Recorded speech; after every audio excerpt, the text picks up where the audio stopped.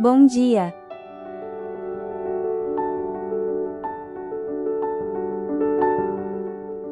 Mais um dia chegou, que hoje possamos colher todas as bênçãos que Deus derrama em nossas vidas.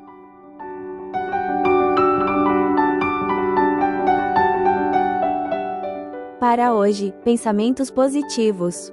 Acreditar e não desistir. Seguir em frente, com o coração cheio de fé.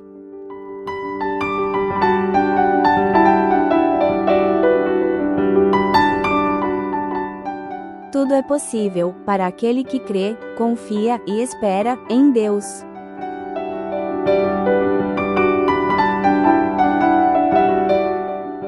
Bom dia, que a paz de Jesus esteja conosco.